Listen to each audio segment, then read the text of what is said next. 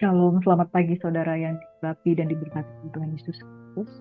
Saya percaya ketika pagi-pagi hari kita mengutamakan Tuhan, maka di dalam kita memprioritaskan Tuhan, segala perkara dapat kita tanggung di dalam Kristus Yesus yang akan memberikan kekuatan dalam hidup kita.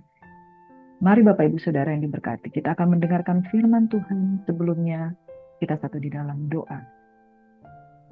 Bapak, terima kasih Tuhan buat pagi hari yang indah ini. Diberkatilah orang yang bersungguh-sungguh mendengarkan sabda firman Tuhan. Sebab firman-Nya adalah hidup yang membawa pada kekekalan. Dalam nama Yesus Tuhan, pengurapan-Mu yang mengajarkan segala sesuatu di dalam kehidupan kami. Dan damai sejahtera-Mu mengalir atas kehidupan kami. Saat kami mendengarkan kebenaran-Mu, kami percaya kami dipulihkan, dikuatkan, diteguhkan untuk melakukan apa yang benar di mata. Dalam nama Yesus Tuhan, kami sambut firman-Mu dengan ucapan syukur. Haleluya. Kekasih Tuhan yang diberkati, pada pagi hari ini kita akan merenungkan sabda firman Tuhan yang kita akan belajar tentang bagaimana Yesus memberi kesaksian tentang dirinya sendiri. Beberapa kali di dalam Injil Matius, Markus maupun Injil Lukas, bahkan di Injil Yohanes, pasal yang sama, pasal yang keempat, saudara, kita melihat bahwa Yohanes terus memberikan kesaksian bahwa Yesuslah Mesias, Yesuslah dia yang datang yang jauh lebih besar daripada dia. Kesaksian manusia tidak lebih hebat daripada bagaimana Yesus memberikan kesaksian tentang dirinya sendiri. Jadi Bapak Ibu Saudaraku yang diberkati, ketika kita pernah belajar bahwa ahli-ahli Farisi, ahli-ahli Taurat itu menanyakan siapa Yesus itu sebenarnya, dia tidak mau mengatakannya. Tetapi pada satu momen tertentu, Yesus sendiri menjelaskan tentang siapa dia yang sesungguhnya. Tetapi orang-orang yang akan percaya hanya orang-orang yang menerima dia sebagai utusan Tuhan. Orang yang tidak menerima Yesus, mereka hanya diberitahukan perumpamaan. Tetapi ada satu ketika, kita kemarin sudah belajar tentang penyembuhan di kolam Bethesda, dan orang-orang mempertanyakan Yesus. Dan di pasal yang selanjutnya, di pasal yang kelima ini kita melihat dan membaca ternyata Yesus sendiri menjelaskan tentang siapa dirinya sesungguhnya. Kalau orang Farisi pernah bertanya, apakah kuasa yang kau lakukan itu berasal dari Allah, dari sorga atau tidak, dia tidak mau menjelaskannya. Tapi ada satu momen tertentu ternyata dia menjelaskan. Yesus menjelaskan, menyaksikan dirinya sendiri tentang siapa dia sebagai Kristus, sebagai utusan Tuhan. Mari saudara kita baca bersama-sama di dalam pasal yang kelima. Ini cukup panjang, ayat 19 hingga ayat ke-47. Perhatikan dengan seksama bagaimana Yesus ketika dia masih hidup di dalam pelayanannya selama 3,5 tahun, dia sudah menjelaskan siapa dia sesungguhnya, tetapi orang-orang tidak percaya. Itu disampaikan kepada orang-orang yang mempertanyakan dia setelah dia melakukan penyembuhan di kolam Bethesda. Begini katanya, maka Yesus menjawab mereka. Mereka itu yang mempertanyakan kesembuhan dari seorang yang sembuh di kolam Bethesda yang sudah sakit 38 tahun lamanya.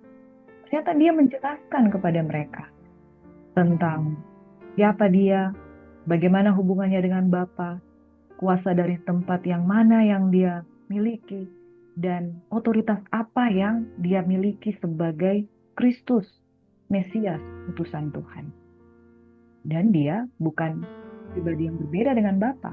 Dia adalah pribadi yang menyatakan Bapa itu sendiri. Karena Yesus, Bapa dan Roh Kudus, dia adalah pribadi yang satu dan sama. Maka Yesus menjawab mereka, katanya, aku berkata kepadamu, sesungguhnya anak tidak dapat mengerjakan sesuatu dari dirinya sendiri, jikalau tidak ia melihat Bapa mengerjakannya, sebab apa yang dikerjakan Bapa itu juga yang dikerjakan anak. Sebab Bapa mengasihi anak dan ia menunjukkan kepadanya segala sesuatu yang dikerjakannya sendiri. Bahkan ia akan menunjukkan kepadanya pekerjaan-pekerjaan yang lebih besar lagi daripada pekerjaan-pekerjaan itu, sehingga kamu menjadi heran. Saudaraku yang diberkati oleh Tuhan Yesus Kristus, Kesaksian Yesus tentang dirinya sendiri adalah yang pertama, dia memberi kesaksian di dalam ayat yang ke-19 bahwa pekerjaan yang dia lakukan pada saat dia melayani bukan dia mengunjungi orang-orang yang sakit terpenjara. Pekerjaan yang dia lakukan itu adalah dari Bapa yang mengerjakannya dan dikerjakannya di dalam Kristus, dan anak tidak akan menyatakan kalau tidak terlebih dahulu Bapa mengerjakannya. Jikalau orang-orang yang mempertanyakan kesembuhan dari orang yang sakit 38 tahun di kolam Bethesda itu, mempertanyakan ini pekerjaan siapa, Yesus memberi kesaksian itu adalah pekerjaan Yahweh, Bapa Surgawi, dikerjakan melalui anak. Bapa mengasihi anak, ia menunjukkan kepadanya segala sesuatu yang dikerjakannya sendiri, bahkan ia menunjukkan kepadanya pekerjaan-pekerjaan yang lebih besar lagi daripada pekerjaan itu, sehingga kamu menjadi heran. Jangankan menyembuhkan orang yang 38 tahun, dia menyembuhkan seorang perempuan yang 12 tahun pendarahan. Dia membangkitkan anak Yairus. Dia menyembuhkan hamba dari seorang perwira. Dia menyembuhkan mertua dari Petrus yang sakit demam. Dia melakukan pekerjaan-pekerjaan apa lagi, saudara? Dia berjalan di atas air. Dia memberkati 5 roti dan 2 ikan. Dan menyisakan 12 bak.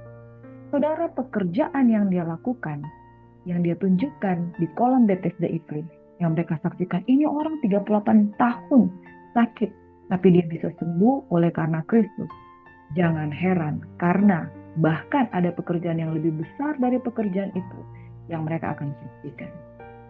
Saudara, kesaksian Yesus tentang dirinya sendiri. Yang pertama, pekerjaan yang dia lakukan itu pekerjaan yang dia deklarasikan. Itu dari kuasa Bapa Surgawi. Ayat ke-21, sebab sama seperti Bapa membangkitkan orang-orang mati dan menghidupkannya, demikian juga anak menghidupkan barang siapa yang dia dikehendakinya. Saudara, membangkitkan orang mati. Bahkan sebelum Yesus bangkit dari maut pada hari yang ketiga, dia sudah mengerjakannya itu pada waktu pelayanannya 3,5 tahun. Pada siapa? Lazarus. Bapa membangkitkan orang mati dan menghidupkannya. Demikian juga anak. Saudaraku yang diberkati, Yesus memberi kesaksian bahwa dia sanggup membangkitkan orang mati dan menghidupkannya. Menghidupkannya betul-betul menjadi hidup. Kesaksian Yesus yang kedua, bahwa kebangkitan mati dan menghidupkannya itu hal yang dikerjakan Bapa, dan hal itu dinyatakan juga Yesus Kristus, sebab Yesus Kristus menyatakan Bapa di dunia. Orang-orang Farisi tidak disingkapkan perkara ini. Orang-orang Farisi, ahli-ahli Taurat, orang-orang yang tidak percaya, mereka diberitahukan perumpamaan. Tetapi penyataan tentang keilahian Yesus Kristus, yang mana dia benar adalah utusan Bapa, dia nyatakan kepada orang-orang yang mau mendengarkan Injil dan percaya. Membangkitkan orang-orang mati dan menghidupkannya. Jadi ketika Yesus memberikan kesaksian di pasal yang kelima ini, dia memberikan kaitan antara dia dengan Bapa. Dia memberi keterkaitan antara apa pekerjaan Bapa dan pekerjaan Bapa yang dinyatakan lewat dia. Bangkitkan orang mati dan menghidupkan. Yang ketiga, kesaksian Yesus tentang dirinya sendiri, Bapa tidak menghakimi siapapun, melainkan telah menyerahkan penghakiman itu seluruhnya kepada anak, supaya semua orang menghormati anak, seperti mereka menghormati Bapa. Barang siapa tidak menghormati anak, dia juga tidak menghormati Bapa yang dia. Jadi saudaraku yang diberkati, Bapa tidak melakukan penghakiman, bukan berarti Bapa tidak menghakimi, tidak mampu menghakimi, tapi Bapa berkuasa untuk menghakimi, tapi otoritas itu diberikan kepada anak. Karena mereka melihat figur anak, figur Yesus yang pernah menjadi 100% manusia, 100% Allah, dan pribadi yang akan menyatakan penghakiman itu di akhir zaman, saudara. Jadi hubungan Bapa dengan Kristus adalah penghakiman itu diserahkan kepada Yesus. Tidak ada yang Yesus tutup-tutupi tentang kebenaran ini. Hanya saja Pada masa itu, orang-orang tidak mempercayai dia. Yang ketiga, saudara, Yesus memberi kesaksian tentang dirinya sendiri bahwa otoritas untuk memberikan penghakiman itu diberikan Bapa kepada Anak, kepada Kristus, pribadi yang sama, tetapi di dalam wujud Anak, supaya setiap orang bisa melihat pribadinya, yaitu dalam Kristus. Siapa menghormati Anak, berarti dia menghormati Bapa di surga. Ketika otoritas itu sudah diberikan kepada Kristus, maka yang kita lihat Bapa seutuhnya ada di dalam Kristus. Sebagaimana engkau memberikan penghormatan kepada Kristus, berarti engkau memberi penghormatan kepada Bapa yang tidak engkau lihat dengan mata jasmani. Itu sebabnya saudara, perkataan ini perlu kita resapi dengan baik. Barang siapa menghormati Kristus, barang siapa percaya Kristus, dia beroleh hidup yang kekal. Jelas tertulis di dalam ayat yang ke-24. Aku berkata kepadamu, sesungguhnya barang siapa mendengar perkataanku dan percaya kepada Dia yang mengutus aku, ia mempunyai hidup yang kekal dan tidak turut dihukum, sebab ia sudah pindah dari dalam maut ke dalam hidup. Aku berkata kepadamu, sesungguhnya saatnya akan tiba dan sudah tiba bahwa orang-orang mati akan mendengar suara Anak Allah dan mereka yang mendengarnya akan hidup. Yang keempat, saudara, ini berbicara tentang ketika otoritas itu diberikan kepada Kristus Yesus, barang siapa mendengar perkataan Kristus, percaya kepada Dia, ia mempunyai hidup yang kekal. Hubungan antara Bapa dengan Kristus jelas dinyatakan di sini. Kalau engkau selama ini menyembah Yahweh di Gunung Sinai dengan api yang bernyala-nyala, yang engkau ketahui telah melakukan 10 tulah dan kemudian melakukan perkara-perkara ajaib, padang gurun, tanah Kanaan, yang telah mengalahkan bangsa-bangsa Filistin, Aram, Amalek, dan lain sebagainya. Bapa yang kamu kenal dari nenek moyang kamu yang begitu luar biasanya, yang kamu percayai setiap perkataan firman-Nya. Sekarang firman-Nya itu berotoritas dalam perkataan Kristus. Barang siapa percaya kepada perkataan Kristus, dia yang diutus oleh Bapa, ia mempunyai hidup yang kekal dan tidak akan dihukum. Berpindah dari dalam maut ke dalam hidup. Saudara, hubungan antara Bapa dengan Kristus dinyatakan dengan sebenar-benarnya, seterang-terangnya di dalam Yohanes 5 ayat 19 hingga ayat 47 ini. Hubungan Bapa dengan Kristus, perkataan Bapa, perkataan adalah satu. Inilah hubungan satu ketritunggalan yang tidak bisa lepas sama sekali ketika orang-orang Yahudi, bangsa Yahudi yang percaya kepada Allah yang tidak mereka lihat, hanya dengan perbuatan-perbuatan ajaib yang dinyatakan. Perkataan itu mereka akan dengar dari mulut Yesus. Dan itu adalah perkataan. Ketritunggalan Tuhan betul-betul dinyatakan di dalam pasal 5 ayat 19 hingga ayat 47 ini. Bahwa hubungan Bapa dengan Kristus adalah satu. Perkataan Kristus adalah perkataan Bapa.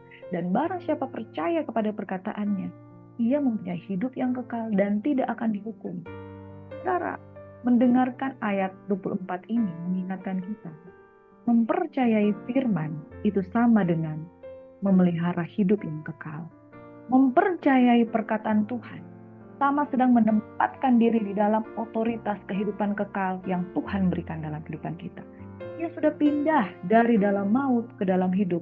Dengan saudara mempercayai firman, posisi saudara telah berpindah dari maut ke dalam hidup. Barang siapa mengaku dengan mulut dan percaya dalam hatimu bahwa Yesus adalah Tuhan, yang telah mati dan bangkit pada hari yang ketiga dan naik ke surga, duduk di sebelah kanan Allah Bapa. Ketika engkau percaya kepadanya, engkau sudah pindah dari dalam maut ke dalam hidup. Perpindahan ini terjadi oleh karena percayamu kepada perkataan firman. Saudara, kesaksian Yesus yang keempat, bahwa perkataan yang dia katakan itu adalah perkataan Bapa yang membawa kepada hidup. Ayat 25 jelas mengatakan, saatnya akan tiba dan sudah tiba. Hari ini juga orang-orang mati akan mendengar suara Anak Allah dan mereka yang mendengarnya akan hidup. Dan otoritas yang penuh dengan kuasa dari firman yang memimpin pada hidup. Itulah sekarang kita harus banyak-banyak mendengar firman Tuhan. Sama seperti Bapa mempunyai hidup dalam dirinya sendiri, demikian juga diberikan anak yang mempunyai hidup dalam dirinya sendiri. Dan ia telah memberikan kuasa kepadanya untuk menghakimi, karena ia adalah anak manusia. Janganlah kamu heran akan hal itu, sebab saatnya akan tiba bahwa semua orang yang di dalam kuburan akan mendengar suaranya. Bapa mempunyai hidup dalam dirinya sendiri. Hidup di sini adalah ruah. Hidup di sini adalah spirit yang membawa pada kehidupan yang tidak akan pernah binasa, yang tidak pernah akan dikalahkan oleh maut. Sebab Bapa mempunyai hidupnya sendiri dan dia adalah terang itu sendiri. Dia adalah hidup dan dan hidup itu ada di dalam anak. Saudara, penyataan yang kelima bahwa Yesus itu hidup dan hidup itu adalah sesuatu yang dia akan berikan bagi kita. Sehingga hidup kekal itu menjadi bagian kita. Saudara pernah melihat orang mati, putus nafas, bagaimanapun saudara mau menghidupkannya tidak akan bisa. Karena hidup itu anugerah. Bapa mempunyai hidup dalam dirinya sendiri, demikian juga diberikannya anak mempunyai hidup dalam dirinya sendiri. Saudaraku yang diberkati, hidup bukan sesuatu yang saudara bisa beli. Hidup bukan sesuatu yang saudara bisa adakan dengan begitu saja. Ibarat handphone, kalau tidak ada baterai pasti mati. Manusia juga kalau tidak diberi hidup, mati saudara. Saudara pernah melihat orang mati terbujur kaku, dingin, tidak bergerak karena tidak ada hidup di dalamnya. Saudara, bagaimana saudara mendefinisikan hidup? Dokter bisa mendiagnosa dan mendeklarasikan orang ini sudah meninggal pada jam sekian hingga sekian. Tapi bagaimana dia mendatangkan hidup di dalam orang itu? Tidak akan pernah bisa. Karena hidup itu adalah pemberian dari Allah. Bapa mempunyai hidup, hayat di dalam dirinya sendiri. Sesuatu motor penggerak di dalam diri manusia. Manusia bisa berpikir, manusia bisa merancang bangun sebuah bangunan. Kalau dia hidup, selama dia mati, dia tidak ada. Bapak Ibu Saudara, jangan menyepelekan arti hidup. Sebab oleh karena hidup, manusia dibedakan menjadi nyawa dan juga benda mati. Bapa mempunyai hidup dalam dirinya sendiri dan itu ada di dalam diri anak. Dan hidup yang diberikan bukan seperti hidup yang ada di dunia ini sehingga saudara dan saya bisa berkata-kata, mendengar, berpikir, merancang bangun dan lain sebagainya di dalam suatu tubuh yang bergerak. Tapi hidup yang Tuhan berikan adalah hidup yang lebih daripada itu, yang memiliki nilai kekekalan. Bisa saudara beli kehidupan? Bisa saudara beli nyawa? Bisa saudara membeli apa yang menggerakkan seseorang? Listrik. Ya, kalau orang mati dikejut jantungnya, itu nyawanya bisa balik lagi. Tapi itu hanya satu energi untuk memancing jantungnya memompa lagi. Tapi kalau Tuhan sudah katakan, kamu hari ini, kamu menimbun harta, dan sesudah itu besok nyawamu diambil daripadamu. Saudara tidak bisa mengembalikan nyawa seseorang. Lazarus sudah mati 4 hari. Begitu nyawanya dikembalikan, dia kembali. Ingat saudara, kehidupan adalah anugerah. Diberikan kepada barang siapa ia kehendaki. Hidup itu buat manusia itu bisa bergerak. Makanya jangan pakai kehidupan itu sesuatu yang engkau rancangkan untuk kehendak dan keinginanmu sendiri. Hidup yang Tuhan berikan, hendaklah kita kembalikan untuk melakukan apa yang Tuhan mau. Karena hidup itu pemberian, nafas, pemberian, ruah, pemberian, nefes, itu pemberian. Saudara, dunamis, Roh Kudus yang Tuhan taruh dalam hidup kita, itu pemberian. Dilakukan dan dikerjakan di tubuh kita untuk apa? Mari kita kembalikan untuk Tuhan. Yesus sudah menyatakan 5 keilahian, kesaksiannya, hubungannya antara Bapa. Dia adalah Bapa, juga Putra, dan Roh Kudus di dalam Tritunggal yang satu. Yang dikerjakan oleh satu Allah Yahweh. Ayat 29, mereka yang telah berbuat baik akan keluar dan bangkit untuk hidup yang kekal, tetapi mereka yang telah berbuat jahat akan bangkit untuk dihukum. Aku tidak dapat berbuat apa-apa dari diriku sendiri. Aku menghakimi sesuai dengan apa yang aku dengar dan penghakimanku adil. Sebab aku tidak menuruti kehendakku sendiri, melainkan kehendak Dia yang mengutus aku. Kalau aku bersaksi tentang diriku sendiri, maka kesaksian itu tidak benar. Ada yang lain yang bersaksi tentang aku, dan aku tahu bahwa kesaksian yang diberikannya tentang aku adalah benar. Kamu telah mengirim utusan kepada Yohanes, dan ia telah bersaksi tentang kebenaran. Tetapi aku tidak memerlukan kesaksian dari manusia. Namun aku mengatakan hal ini supaya kamu diselamatkan. Dia adalah pelita yang menyala dan yang bercahaya, dan kamu hanya mau ketika saja cahayanya itu. Tetapi aku mempunyai suatu kesaksian yang lebih penting daripada kesaksian Yohanes, yaitu segala pekerjaan yang diserahkan Bapa kepadaku supaya aku melaksanakannya. Pekerjaan itu juga yang kukerjakan sekarang, dan itulah yang memberi kesaksian tentang aku, bahwa Bapa yang mengutus aku. Bapa yang mengutus aku, dialah yang bersaksi tentang aku. Kamu tidak pernah mendengar suaranya, rupanya pun tidak pernah kamu lihat, dan firman-Nya tidak menetap di dalam dirimu, sebab kamu tidak percaya kepada Dia yang diutusnya. Saudara, perhatikan ayat 31. Kalau aku bersaksi tentang diriku sendiri, maka kesaksianku itu tidak benar. 2 atau 3 orang saksi, maka perkara itu. Sebabnya, kesaksian Yesus yang tadi sudah kita bacakan tentang 5 kesaksian Yesus tentang hubungannya dengan Bapa, tentang keilahian dan otoritas yang Dia miliki. Dia tidak bersaksi sendiri. Dia diberikan kesaksian juga yang didukung oleh kesaksian Yohanes. Yohanes adalah manusia. Dia katakan manusia, kesaksian itu sebenarnya tidak perlu. Tapi kenapa kesaksian Yohanes itu menjadi salah satu dari 2 orang? Supaya sah. Karena firman Tuhan berkata juga 2 atau 3 orang saksi, maka perkara itu menjadi sah. Kesaksian yang pertama adalah kesaksian Yesus. Kesaksian kedua adalah kesaksian Yohanes. Kesaksian yang ketiga adalah dari pekerjaan sendiri yang dikerjakan oleh Yesus.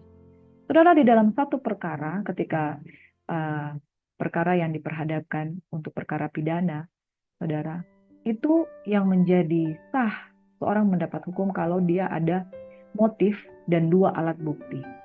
2 alat bukti itu saja sudah cukup untuk menegakkan satu dakwaan kepada seorang yang melakukan kejahatan. Sedangkan Yesus, saudara bisa mengukur dari firman Tuhan berapa banyak alat bukti yang menunjukkan bahwa Dia betul-betul adalah Tuhan. Dia membangkitkan dan menghidupkan orang mati. Itu Dia lakukan. Dia melakukan pekerjaan-pekerjaan yang besar. Itu Dia lakukan. Dan Dia, firman-Nya itu berkuasa. Itu Dia lakukan, saudara. Dan saudaraku yang diberkati, bahwa Dia memiliki hidup di dalam dirinya. Itu benar-benar ada, karena Dia benar-benar bangkit. Saudara, dan Dia menghakimi orang hidup dan yang mati. Itu terjadi di akhir ini. Kesaksian tentang siapa Yesus yang kita baca di Yohanes 5 ini lebih dari 3. Yaitu Dia bersaksi tentang dirinya sendiri, Yohanes bersaksi tentang Dia, dan pekerjaan-pekerjaan yang Dia lakukan selama Dia hidup bersaksi tentang Dia adalah Mesias. Ayat yang ke-39. Kamu menyelidiki kitab-kitab suci, sebab kamu menyangka bahwa olehnya kamu mempunyai hidup yang kekal. Tetapi, walaupun kitab-kitab suci itu beri kesaksian tentang, namun kamu tidak mau datang kepadaku untuk memperoleh hidup itu. Aku tidak memerlukan hormat dari manusia, tetapi tentang kamu, memang aku tahu bahwa di dalam hati kamu tidak mempunyai kasih akan Allah. Aku datang dalam nama Bapakku, dan kamu tidak menerima aku. Kalau orang lain datang atas namanya sendiri, kamu akan menerima dia. Bagaimana kamu dapat percaya, kamu yang menerima hormat seorang dari yang lain, dan yang tidak mencari hormat yang datang dari Allah yang esa? Dan kamu menyangka bahwa aku akan mendakwa kamu di hadapan Bapa. Yang mendakwa kamu adalah Musa. Itu Musa yang kepadanya kamu menaruh pengharapanmu. Sebab jikalau kamu percaya kepada Musa, tentu kamu akan percaya juga kepadaku, sebab ia telah menulis tentang aku. Tapi jikalau kamu tidak percaya akan apa yang ditulisnya, bagaimanakah kamu akan percaya akan apa yang aku katakan? Saudaraku yang diberkati oleh Tuhan Yesus Kristus, diberkatilah orang yang percaya kepada Dia, Yesus Kristus Tuhan. Sebab sekalipun engkau menyelidiki kitab suci, tapi kalau engkau tidak ada kasih Allah di dalam dirimu, Dan kalau engkau tidak menghormati Bapa, dan kalau engkau tidak percaya, maka engkau tidak akan memperoleh hidup. Saya akan simpulkan kesaksian Yesus tentang dirinya sendiri yang menunjukkan hubungannya dengan Bapa di surga. Yang pertama, dia mengerjakan pekerjaan dari Bapa surgawi. Yang kedua, dia membangkitkan dan juga menghidupkan. Dia juga yang ketiga, menghakimi orang hidup dan yang mati. Itu yang diberikan otoritas Bapa kepada Kristus. Yang keempat, perkataan firman di dalam Kristus itu memiliki kuasa. Kita harus mentaatinya. Sebab barang siapa percaya kepada firman yang disampaikannya, ia sudah berpindah dari maut kepada hidup. Saudaraku yang diberkati di dalam Kristus Yesus, yang kelima, di dalam Kristus ada hidup yang kekal. Bagaimana Bapa memiliki hidup di dalam dirinya sendiri, demikian pula Bapak Ibu Saudara yang diberkati, marilah kita sungguh-sungguh percaya kepada Kristus. Sebab apa yang dia nyatakan, hubungannya dengan Bapa, dia dengan Bapa adalah satu yang dikerjakan oleh Roh yang sama, yaitu Roh Kudus. Ketritunggalan Bapa, Putra, dan Roh Kudus tidak dapat kita sangkal bahwa dia adalah satu yang mengerjakan segala sesuatu. Tuhan Yesus memberkati kita. Mari kita berdoa. Terima kasih Bapa di surga. Pada pagi hari ini kami sudah mendengarkan sabda firman-Mu yang membuat kami percaya tidak ada alasan untuk menolak kemesiasan dari Yesus yang dituntut, yang diurapi, dan Engkau adalah Bapa itu sendiri. Karena apa yang Engkau kerjakan, itu yang dikerjakan oleh Bapa di surga. Bapa di surga yang sudah menunjukkan pekerjaan-pekerjaan yang baik lewat Yesus Kristus yang dinyatakan di tengah-tengah kehidupan kita semuanya. Di dalam Engkau ada hidup, dan hidup yang membawa pada kekekalan. Yesus akan menghakimi orang hidup dan yang mati. Barang siapa percaya kepada firman perkataannya, sudah berpindah dari maut ke dalam hidup.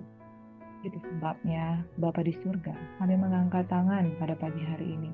Diberkatilah orang yang percaya kepada firman Tuhan. Bahwa firman Tuhan memberi hidup. Hidup di dalam segala kelimpahan. Hidup di dalam kekekalan. Mari saudara angkat kedua tanganmu dan percayalah kepada Tuhan. Aku percayakan Allah Bapa, Khalik langit dan bumi. Aku percayakan Roh Kudus. Aku percaya akan Yesus Kristus yang mati dan bangkit pada hari yang ketiga.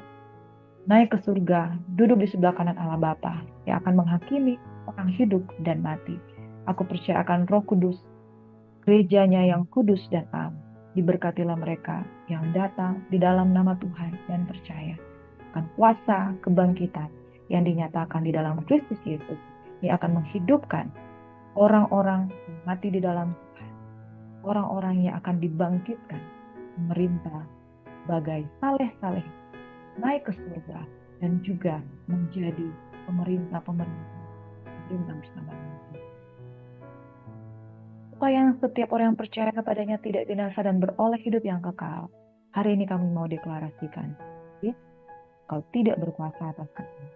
Karena nama Yesus adalah nama yang memberikan keselamatan. Nama Yesus adalah menara yang kuat. Kepadamu kami berlari, kami beroleh. Terima kasih. Kehidupan kekal menjadi bagian kami, karena di dalam Engkau ada hidup. Dalam nama Yesus, kami berdoa, memberkati jemaat Tuhan yang hari ini mendengarkan firman Tuhan. Diberkatilah di dalam nama Yesus. Kami sudah hidup berpindah daripada maut. Di dalam nama Yesus, semua yang percaya diberkati Tuhan. Sama-sama katakan. Saudara percayalah bahwa hari ini segala sakit penyakit diambil. Dalam beban-beban masalahmu ada jalan keluar. Kalau engkau memiliki satu masalah yang tidak terselesaikan, katakan, aku percaya. Tuhan Yesus kiranya memberkati saudara, tetap hidup di dalam. Shalom and God bless you.